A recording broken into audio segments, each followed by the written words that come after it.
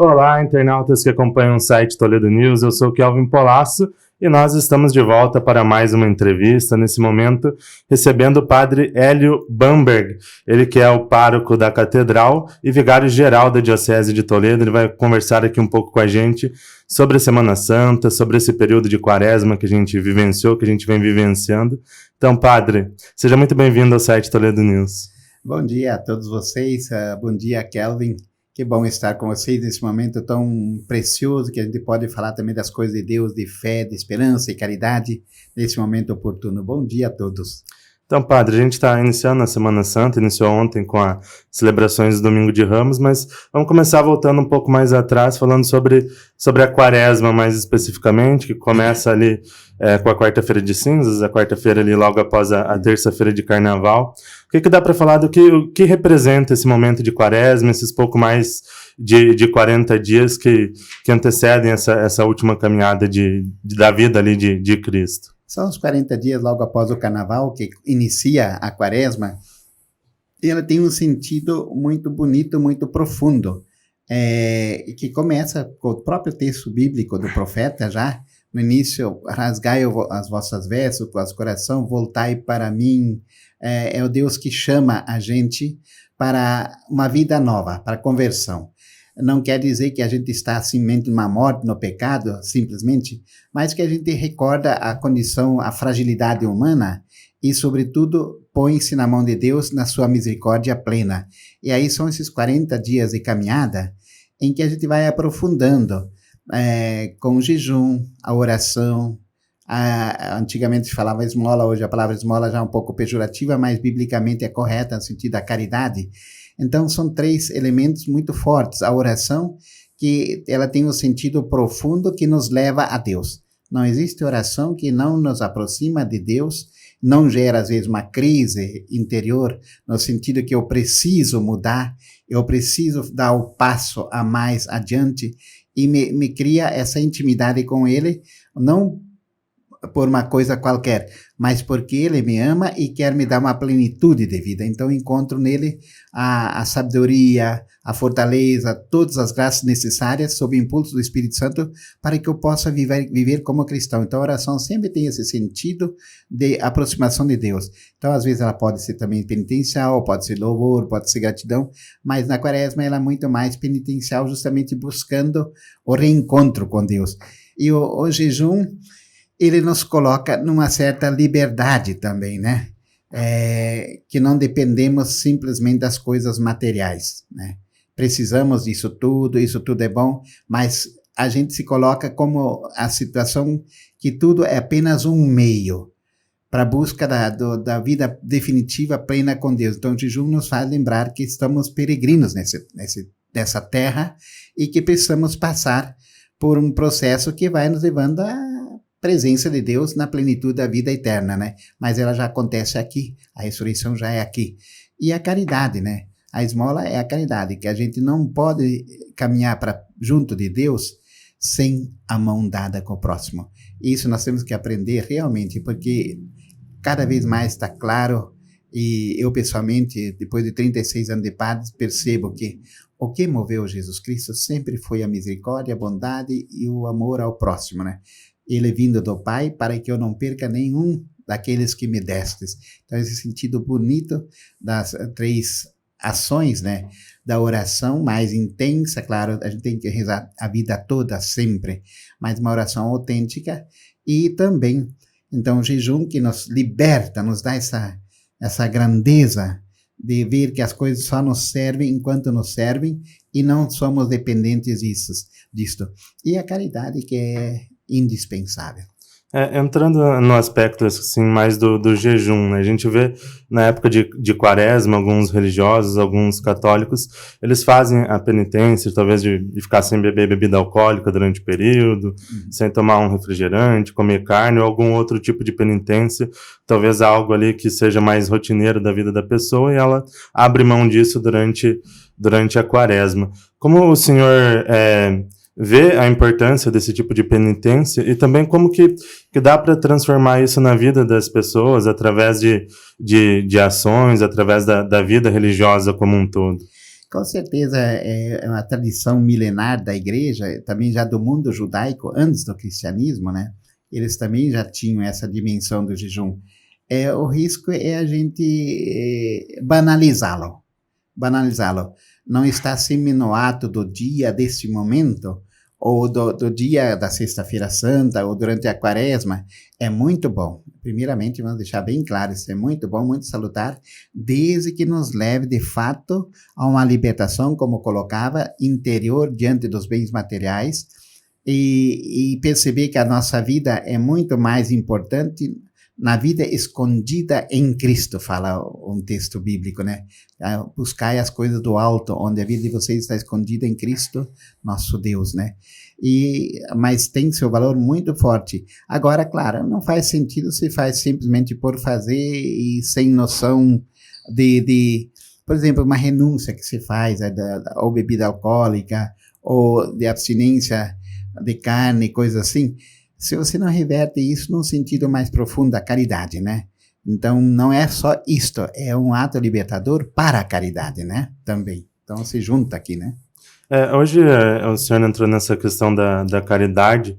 Eu acho que é algo muito importante, né? Não apenas a questão da oração, mas a igreja também se unir nessa questão da caridade. A gente vê muitas pessoas aqui em Toledo, não tanto, mas no Brasil, como um todo, em outros países, sofrendo por questão ali da pobreza, às vezes uma dificuldade alimentar, muitas dificuldades, né? A importância da igreja trabalhar nisso e do cristão também ajudar nesse sentido. Eu vejo que a igreja, não só católica, mas as igrejas cristãs, que se dizem autenticamente cristãs, cantamos diferente, rezamos um pouco diferente, mas o mesmo Deus, né? O mesmo Senhor e os mesmos princípios da fé, da esperança, da caridade. Mas realmente a Igreja Católica, se a gente olhar num prisma mundial, é a instituição que mais pratica a caridade, né? Institucionalmente. Isso é a nível de paróquia, a nível de diocese, assim por diante. Mas não é nunca o suficiente. Podemos avançar muito mais. E por isso eu vejo a grandeza também de instituições, de iniciativas também dos leigos, né? De grupos, de organizações não governamentais, religiosas também. A gente, quando se abre esse universo, se vê tanta coisa linda acontecendo na área da caridade, mas a igreja precisa se tornar mais caridade ainda. Nós precisamos refletir, por exemplo, uma liturgia de Santa Missa, que ela não é algo separado da caridade, porque o ato extremo do amor de Deus que se dá por nós. Tomai, comei, isto é meu corpo, tomai e bebei, isso é meu sangue, e que é dado por vós para o perdão. O ato da caridade extrema de Deus foi dar o seu Filho num sacrifício cruento na cruz, né? E aí ele diz, fazei isto em memória de mim. Inclusive é meu lema sacerdotal, fazei isto em memória de mim. O quê? Fazei presente a ação de Cristo, juntando-vos a esta ação. E nós também não podemos celebrar missa achando que a caridade é possível, ela é dispensável. Não, ela é essencial. Fé e caridade são dois elementos, são dois pés que servem para andar. Com um se não anda, com o outro também não anda. Quer dizer, o outro anda com as pessoas de boa vontade, mas para nós cristãos é a fé que leva a caridade e a caridade leva a fé. Então, é muito bonito, é impressionante, a gente vê também tanta iniciativa, eu vejo aqui em Toledo, onde a gente está, nós temos um trabalho muito interessante, auxílio fraterno em nossa diocese, são 31 paróquias, nós atendemos 4.900 famílias, mensalmente, com atendimento, com visita, mais ou menos 320 voluntários, varia um pouco, mas está sempre 300, 315, 320 voluntários nas diferentes paróquias que fazem esse trabalho tão bonito. E não é só levar cestas, é um trabalho de acolhimento, de ouvir. Estamos agora num momento de trabalhar muito a escuta e o acolhimento. O ser humano precisa ser acolhido naquelas suas necessidades globais, às vezes é cesta, às vezes é encaminhamentos, CRAS, um momento também de conversa, de entender a situação das pessoas. Isto, fazer com que ela se sinta sujeito, possa se expressar. E tem outras instituições, por exemplo, nós temos aqui em Toledo a Casa de Maria, agora em Rondão, né, que você talvez conheça, E desde 1992 temos 450 crianças, ação social, outras instituições, a aldeia Bethesda e assim por diante, todo o trabalho com narcóticos anônimos. Então é uma infinidade. A visita aos doentes, aos idosos. Então a caridade na igreja é um pulmão, sim. Eu reconheço e acho, mas acho que podemos não ficar num triunfalismo daquilo que fazemos, mas na questão mais fundamental, fazer mais. São Paulo disse bem claro, não fiqueis devendo nada a ninguém, a não ser na caridade, porque nós estamos sempre devendo, né, Kelvin? Dá sempre para fazer mais, né? Sim, dá para fazer mais. O senhor falou aqui da questão, sobre a religiosidade, essa questão da oração, e quando a gente fala da religião, do cristianismo, a gente vê muita importância da oração, né? Mas como o senhor falou, existe muita importância na caridade, na penitência também. Dá para dizer que os exemplos da vida de Cristo, da vida terrena de Cristo, os exemplos de Deus, são muito da união desses três fatores? Eles vão juntos, união, a jejum e a esmola vão juntos, não dá para fazer uma sem a outra. O próprio Cristo ocupou muito tempo na sua vida de oração, ele se retirava com seus apóstolos, até o último momento de sua vida, ele estava lá no Monte das Oliveiras, se afastou para rezar, no seu momento mais angustiante da vida, né? Ele não queria morrer. Pai, afaste-me esse cálice, mas não a minha vontade, assim a sua. Para ele ter força e coragem, ele é verdadeiramente homem, né? De dizer, não, faça a sua vontade, sabendo que ia ser preso, sabendo que ia ser condenado, sabendo que ia ser morto, sabendo que ia ser traído pelos pessoas mais íntimas dele, que eram os apóstolos, né? Então, a oração é o motor que veicula. Um cristão que não reza deixa de ser, começa a esvaziar. Começa a falar de si, a partir dos seus pensamentos.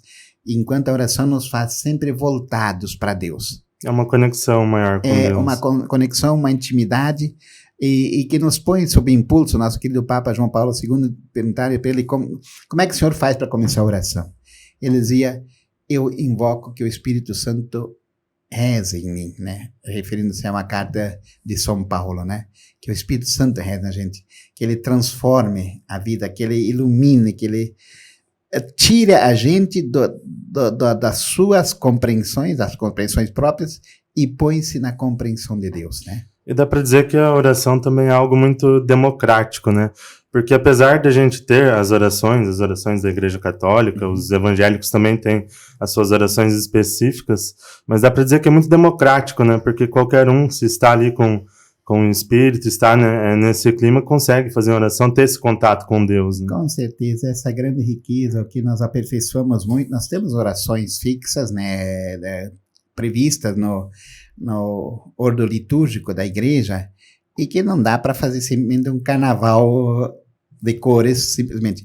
Mas, por outro lado, é a forma de expressar as orações devocionais, mesmo a Santa Missa, há muito espaço de liberdade e de oração, cada um no seu jeito de se conectar com Deus, né?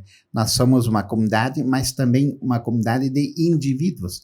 A fé não é, em primeiro lugar, um ato da comunidade.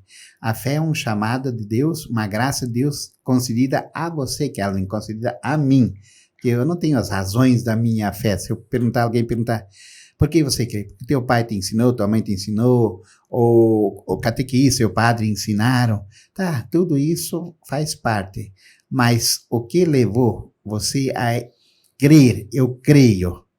É uma coisa que não dá para explicar. Não tem explicação. Então, o que eu quero dizer com isso? A fé, em primeiro lugar, é um ato do chamado do amor de Deus pela gente, né? Pela gente. E aí a gente vai se congregando, a comunidade dos que creem, né? Que Deus nos salva, né? Então, esse sentido bonito. Entrando agora, padre, mais especificamente nas celebrações dessa Semana Santa.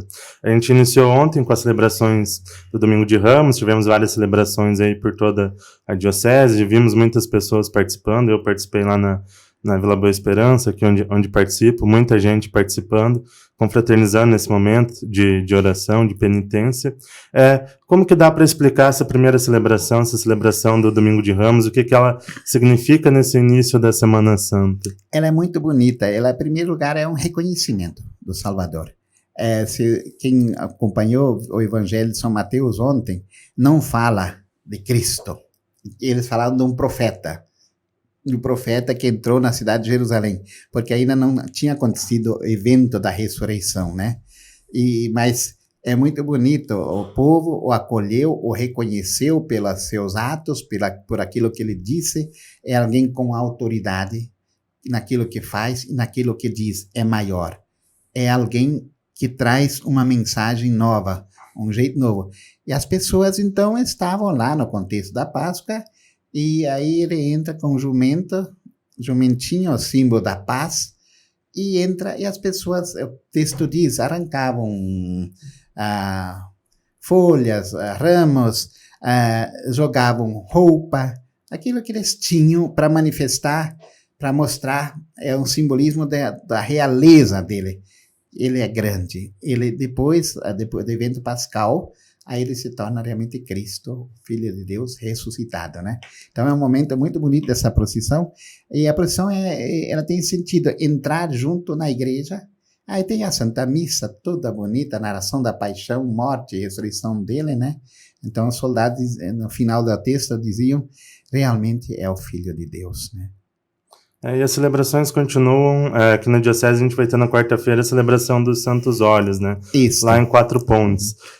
O que significa essa celebração também dos Santos Óleos? É uma reunião também dos sacerdotes, do bispo, das comunidades? Sim, é uma missa diocesana em que é a única missa do dia, celebrada pelo bispo e concelebrada por todos os nossos sacerdotes, onde também nós padres, ele também, na sua forma, faz a renovação das promessas sacerdotais, de retomar o sacerdócio, fazer um momento de retiro, não é tão longo, mas umas 2 horas, depois confissão para o padre que quiser confessar. Também somos humanos, somos pecadores, e sobretudo reconhecemos a misericórdia de Deus, sempre, em qualquer circunstância, para todos nós. E depois tem a Santa Missa, representativa do padre de cada paróquia, mais alguns leigos que vêm buscar os santos óleos, representando a presença de todas as paróquias, essa comunhão muito linda, onde são abençoados os santos óleos, né? E consagrado o óleo do crisma, que ao longo do ano serão usados para todos os sacramentos, desde a ordenação sacerdotal, episcopal, batizado, todos os sacramentos, unção dos enfermos, né? É usado esse santo óleo ao longo do ano. Essa bênção nos olhos é renovada todos os anos. Todos os anos, nessa data, então se renova a bênção nos santos óleos. O senhor falou dessa questão da confissão. A confissão a gente vê como algo muito importante na quaresma, para o cristão, para o católico. Qual a importância de se confessar nesse período? Algumas pessoas têm um pouco mais de dificuldade em se confessar, em estar falando a questão dos seus pecados para os padres, para os sacerdotes. Mas como o senhor vê essa questão da confissão, a importância desse momento para se celebrar uma Páscoa da forma mais correta, vamos dizer assim? Os 5 mandamentos da igreja prevê confessar-se ao menos uma vez por ano por ocasião da Páscoa da Ressurreição. Mas é recomendável que a gente vá mais vezes. As pessoas ficam, sim, às vezes meio sem graça ou intimidadas, porque tem esse aspecto humano. Porém, no momento em que a gente compreende o significado da confissão, por exemplo, em primeiro lugar, padre, eu não estou interessado nos pecados da outra pessoa. Nem ela está interessada em contar os pecados para mim, de certa forma, se olharmos simplesmente sob esse prisma. Mas qual é o referencial de uma confissão? Não são os pecados, mas é a misericórdia de Deus. Saber que você, através de uma pessoa consagrada para isso, que não é o padre quem perdoa, é Deus quem perdoa através do gesto do sacerdote, né? Então, nós celebramos a misericórdia de Deus naquele momento. Poxa, eu senti-me abraçado, amado por Deus, perdoado incondicionalmente de todo e qualquer pecado. Às vezes tem pecados que são mais graves, que a pessoa errou e às vezes até acha que não tem mais perdão. Às vezes vem confessar 2, já confessei com outro padre. Por que você vem confessar de novo? Quer dizer, Na verdade, às vezes a pessoa nem confia plenamente na misericórdia. Então, por isso a confissão é festa. Não é tristeza, não é... É a alegria da libertação, do amor de Deus que grita, vem cá, meu filho, eu tô te abraçando, né? É maravilhoso isso, né? Dá para dizer também que é um momento também de acolhimento, um momento de escuta do sacerdote quanto aqueles problemas que a pessoa tá vivendo ali, aquelas dificuldades que ela tá passando, aqueles pecados que ela entende que ela fez, que ela teve. Com certeza tem esse aspecto muito bonito também comunitário. O padre, em nome de Deus, mas também em nome de toda a igreja, acolhe a pessoa novamente na plena comunhão com a igreja. Porque o pecado, antigamente se falava muito de excomunhão, porque o pecado ele nos elimina da comunhão dos santos, né? Que a igreja é dos santos, nesse sentido que, pela graça de Deus, pelo batismo, já somos santos. Agora, atitudes nossas nos levam a afastar-se de Deus, né? Afastar-se da comunidade de santidade. Então, a confissão também é esse retorno à vida comunitária, à plenitude, né? Voltando às celebrações, a gente falou até a celebração da quarta ali dos Santos Olhos, mas as celebrações voltam ali na quinta-feira, com a missa ali do Lava-Pés. Como que é esse momento da quinta-feira, dessa celebração a partir da quinta-feira? Na verdade, ficou muito forte a missa do Lava-Pés, né? Que é um gesto que chama atenção e comove. Mas, porém, o sentido primeiro é a instituição da Eucaristia, né? Jesus que institui a Eucaristia, dá o pão para os discípulos e fazer isso em memória de mim, né? Então, essa é a instituição da Eucaristia e do sacerdócio. Que não existe Eucaristia sem o sacerdote, né? Que depois consagra na pessoa de Cristo, em persona Cristo, o Padre, naquele momento ele está, de fato, independente da sua condição pessoal, na pessoa de Jesus Cristo, consagrando. Então, a gente poderia dizer instituição da Eucaristia, do sacerdócio, na forma do lava-pés. Lava-pés é o ato da caridade. Ali, quando falávamos antes, aí se junta a fé com a caridade, né? Um ato simbólico também de muita humildade. Muita humildade e caridade. O servo, o padre, o bispo, ou mesmo o papa, não importa quem seja, nós colocamos na condição de servos. Servir ao outro, lavar os pés dos outros, né? E essa é a condição de todos nós cristãos, lavar os pés uns dos outros. As celebrações, elas seguem na sexta-feira, Sexta-feira Santa, Sexta-feira da Paixão.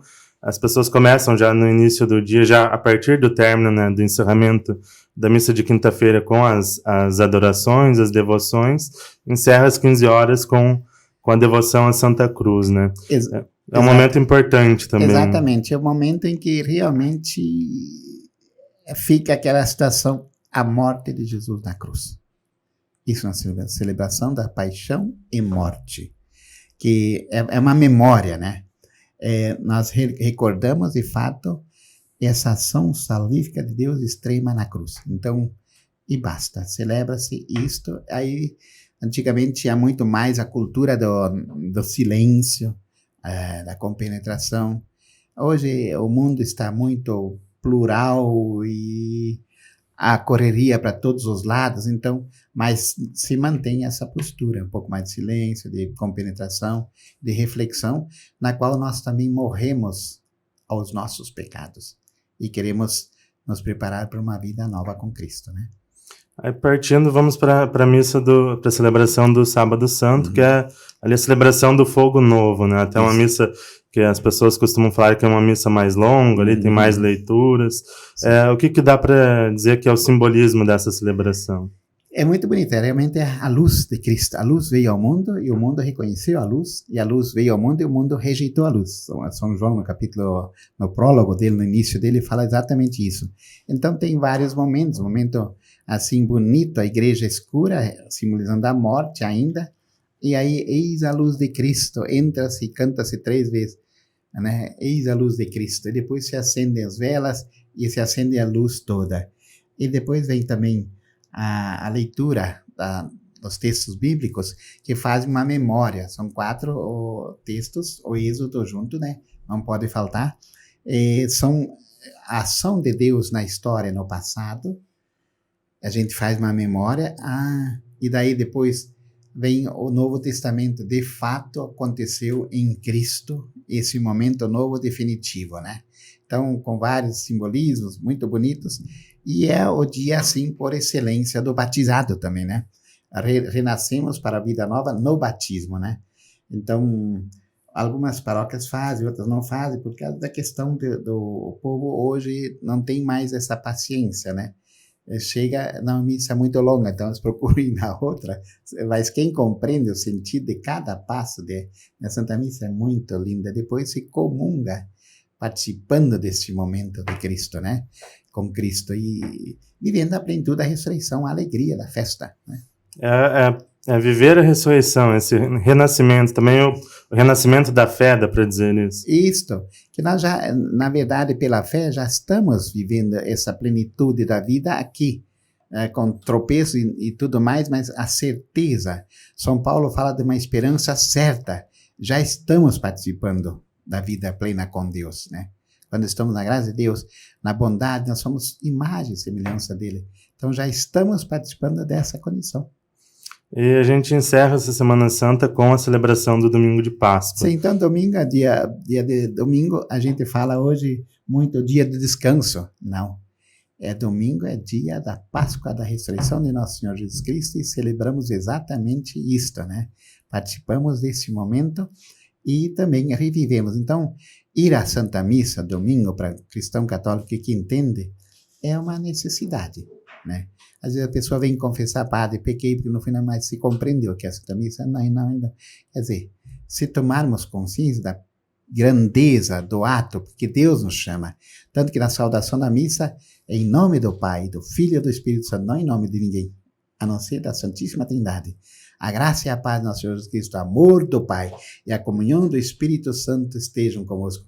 Bendito seja Deus que nos reuniu. Né, percebe? Não somos nós que nos reunimos entre nós. Ele nos reuniu. Aí é o momento de ouvir a escuta da palavra. Depois, a ofertória, onde a gente participa nas oferendas, no simples gesto externo, que tem que ser apenas a expressão da atitude interior total de se doar. Eu me ofereço com ele. E depois participo da Eucaristia, do banquete celestial, né? Padre, para encerrar esse nosso bate-papo, falar um pouquinho da importância desse momento da Semana Santa e também como que faz para a gente manter esse fervor, manter esse fervor da oração, da caridade, da penitência no restante do ano, nos outros períodos do ano, continuar com esse mesmo fervor, com esse mesmo espírito. Esse é um desafio que nós somos humanos, né? Então a gente caminha de entusiasmos para entusiasmos às vezes, né? E a gente arrefece em alguns momentos, em algumas situações, mas o ideal é a gente cultivar. A questão é cultivar no dia a dia.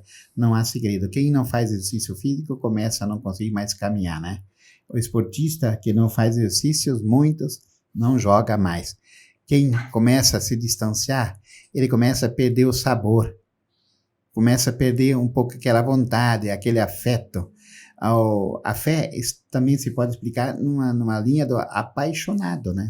A Sagrada Escritura tem muitas passagens do apaixonado, realmente por Deus. Então, quem se apaixona vai se aprofundando. Quem se desapaixona vai se afastando. Né? Padre, nosso muito obrigado por aceitar o convite, a disponibilidade de vir conversar com a gente, de vir conversar com o nosso público, de explicar um pouco mais sobre esse momento de Quaresma, sobre a Semana Santa, de trazer mais detalhes sobre toda essa questão espiritual. Nosso agradecimento. Obrigado, Kelvin, que Deus te abençoe toda a equipe do Toledo News, né? Amém. Gente boa, a gente queria muito jovem, com criatividade, iniciativas novas, sempre na comunicação é muito importante, né? E que Deus abençoe a todos vocês. Uma ótima e santa Semana Santa é aquilo que você disse, que não percamos o fervor depois da Semana Santa.